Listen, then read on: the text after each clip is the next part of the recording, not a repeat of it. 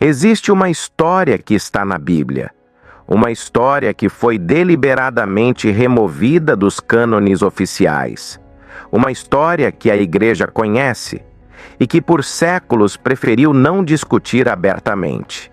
É a história dos anjos que desceram, não para ajudar, não para proteger, para transgredir. Anjos que abandonaram sua posição celestial, que cruzaram uma fronteira que nunca deveria ser cruzada e que produziram consequências tão graves que Deus enviou um dilúvio para apagar o que havia sido corrompido. Você provavelmente já ouviu sobre os anjos caídos. Mas o que você conhece é a versão superficial, a que passou pelo filtro de séculos de edições, omissões e silêncios institucionais. Hoje vamos direto à fonte. Vamos ao texto original. Vamos ao que está escrito em Gênesis, no livro de Enoque, nas epístolas de Pedro e Judas, e no que tudo isso revela sobre o mundo em que vivemos. Porque essa história não terminou no dilúvio. Ela continua. E suas implicações para os dias de hoje são mais relevantes do que você imagina. Fica comigo até o final, porque o que vem agora vai mudar a forma como você lê a Bíblia. Abra Gênesis capítulo 6. Leia os primeiros 4 versículos com atenção. Quando os homens começaram a multiplicar-se sobre a face da terra e lhes nasceram filhas, os filhos de Deus viram que as filhas dos homens eram formosas e tomaram para si mulheres de todas as que escolheram. Filhos de Deus. Essa expressão em hebraico é Benei Ha-Elohim. E no Antigo Testamento, toda vez que essa expressão aparece fora do contexto humano, em Jó, nos Salmos, em Gênesis, ela se refere a seres celestiais, anjos. O texto continua.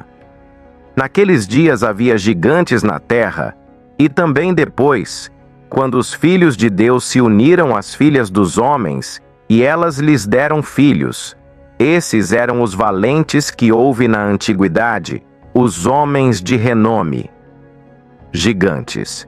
Em hebraico, Nefilim, seres que resultaram da união entre anjos e mulheres humanas. Isso não é interpretação, não é alegoria, é o que o texto diz literalmente. E é o que os escritores judaicos do Segundo Templo entenderam por mais de 500 anos antes de Cristo. A questão não é se isso está na Bíblia. Está. A questão é por que essa parte da história foi tão sistematicamente minimizada e silenciada ao longo dos séculos. Para entender completamente a história dos anjos caídos, você precisa conhecer um livro que foi deliberadamente excluído do cânon bíblico oficial. O livro de Enoque.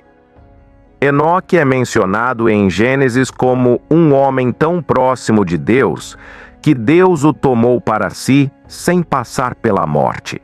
É citado diretamente por Judas no Novo Testamento, o que significa que o apóstolo Judas considerava o texto de Enoque autoritativo.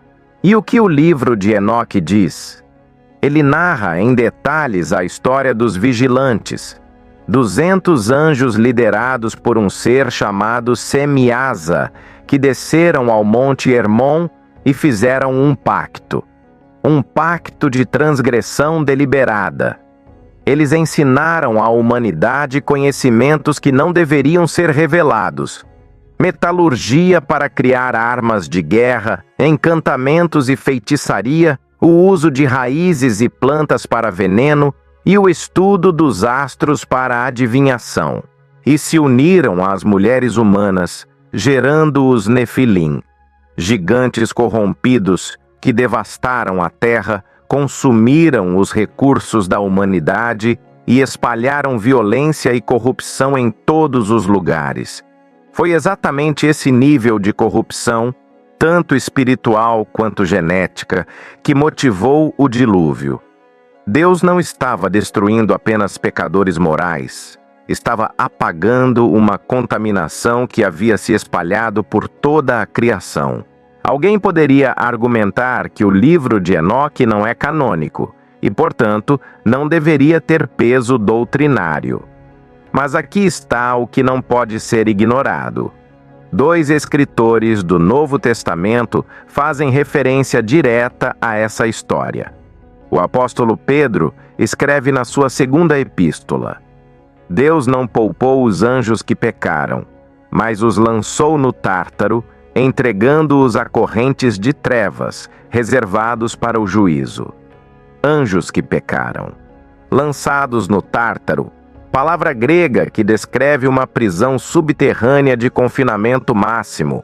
Não o inferno comum, uma prisão específica para seres específicos que cometeram uma transgressão específica.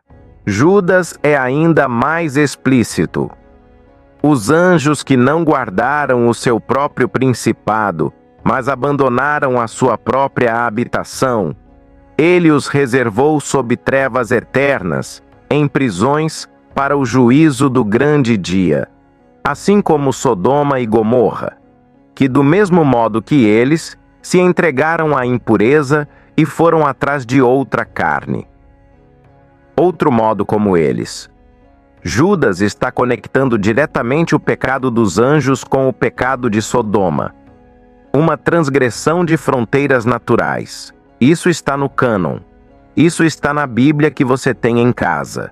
E confirma exatamente o que Gênesis e Enoque descrevem. Se essa história está na Bíblia, confirmada por Pedro, por Judas, sustentada por Gênesis, por que ela é tão raramente ensinada nas igrejas? A resposta tem camadas. A primeira camada é histórica. No século IV, quando a Igreja Católica padronizou o cânon bíblico, o livro de Enoque foi deliberadamente excluído. Os motivos exatos são debatidos, mas o resultado foi que a narrativa mais detalhada sobre os anjos caídos desapareceu do acesso popular por mais de 1000 anos. A segunda camada é teológica. A ideia de anjos caindo por atração física, de seres espirituais transgredindo fronteiras biológicas, gera questões teológicas complexas que muitas instituições religiosas preferiram evitar. É mais fácil reinterpretar filhos de Deus como homens piedosos do que lidar com as implicações da interpretação original. A terceira camada é estratégica. Uma congregação que entende a profundidade da guerra espiritual descrita em Gênesis 6, que sabe que existem seres poderosos ativamente envolvidos na corrupção da humanidade, é uma congregação mais difícil de manter em passividade espiritual. Mas a história não foi apagada. Ela sobreviveu. Nos manuscritos do Mar Morto, nas escrituras etíopes, nos textos dos primeiros pais da Igreja e nas páginas da Bíblia que qualquer pessoa pode abrir hoje. Aqui chegamos à parte que mais importa. Por que essa história é relevante para o tempo em que vivemos? O apóstolo Jesus disse algo que pouquíssimas pessoas conectam com Gênesis 6. Como foi nos dias de Noé, assim será na vinda do Filho do Homem. Como foi nos dias de Noé? O que caracterizou os dias de Noé?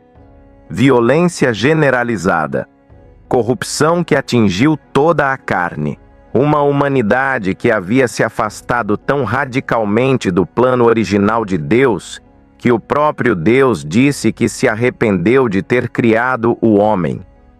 E por trás de tudo isso, a influência dos vigilantes, a contaminação espiritual e genética que os anjos caídos introduziram na criação. Jesus não disse isso para nos assustar, disse para nos alertar, para que quem tem discernimento espiritual reconheça os sinais e não seja surpreendido. Quando você vê o nível de corrupção moral, a velocidade com que os valores fundamentais estão sendo invertidos, a normalização do que antes era inaceitável, você está vendo o cumprimento de uma profecia que foi escrita há mais de 2000 anos. A guerra espiritual é real.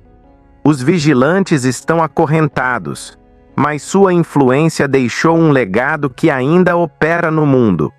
E o povo de Deus precisa entender com quem está lidando. A história dos anjos caídos não é um conto de terror bíblico, é um mapa que mostra a origem da corrupção, um mapa que explica por que o mundo é como é, um mapa que revela o nível de oposição espiritual que a humanidade enfrenta e que o povo de Deus precisa entender para não ser iludido. Deus não escondeu isso. Ele deixou registrado em Gênesis, em Enoque, em Pedro, em Judas.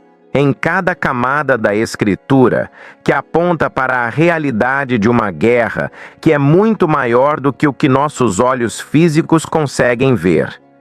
E a mensagem central dessa história não é medo, é vigilância, é discernimento. É a necessidade urgente de estar enraizado na palavra, revestido da armadura de Deus e consciente de que a batalha é real. Porque quem conhece o inimigo não é surpreendido por ele. Se este vídeo abriu seus olhos para algo que você não conhecia, compartilha com alguém que precisa ver isso. Esse conhecimento não pode ficar guardado, especialmente nos tempos que estamos vivendo. Se inscreva no canal e ative o sino, porque nos próximos vídeos vamos continuar desvendando os mistérios das Escrituras que a maioria nunca ouviu e que mudam completamente a forma como você entende a palavra de Deus. A verdade está escrita. Basta ter coragem de lê-la.